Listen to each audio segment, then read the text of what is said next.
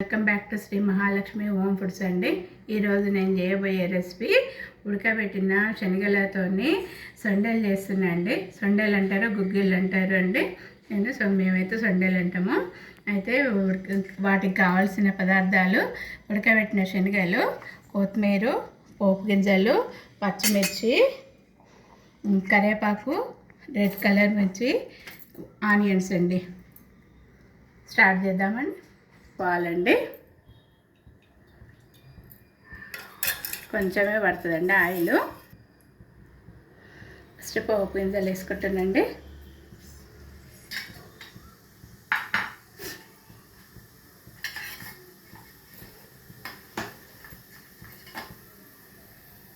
తర్వాత పచ్చిమిర్చి వేస్తున్నాండి. వేస్తున్నా.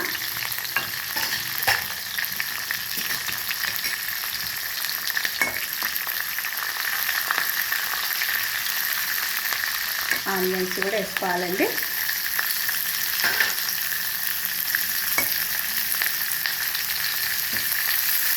కొంచెం మగ్గనియాలి.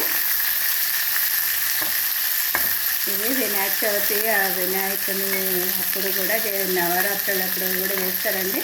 కానీ అప్పుడేమో ఆనియన్స్ వేయరు, ఇప్పుడేమో కొంచెం మనము ఆనియన్స్ వేసుకుంటున్నాము. డిఫరెంట్ అది.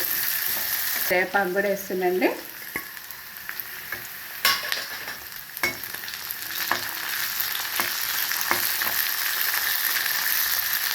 వేస్తుందండి.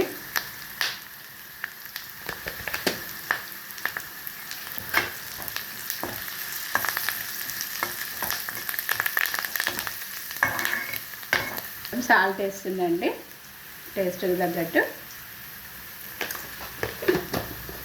పాలండి, ఉడకబెట్టిన శనగలు. నేను టైము ఎక్కువ తీసుకుంటా కానీ ఫస్టే ఉడకబెట్టి పెట్టుకున్నాండి, వీడియో లాంగ్ అయిపోతుందని.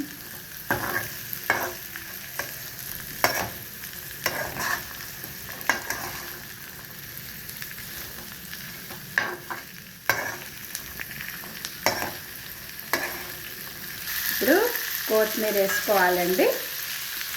బాగుంటుంది కొత్తిమీర, ఇట్లా వేసుకోండి, బాగుంటుంది. వేసుకోండి.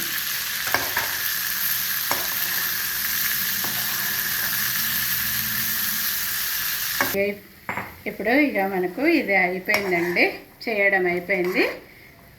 ఇప్పుడు సర్వింగ్ బౌల్లోకి తీస్తుందండి. ఇక మనకు ఉడకబెట్టిన శనగలు సొండలు రెడీ అయిపోయినాయండి.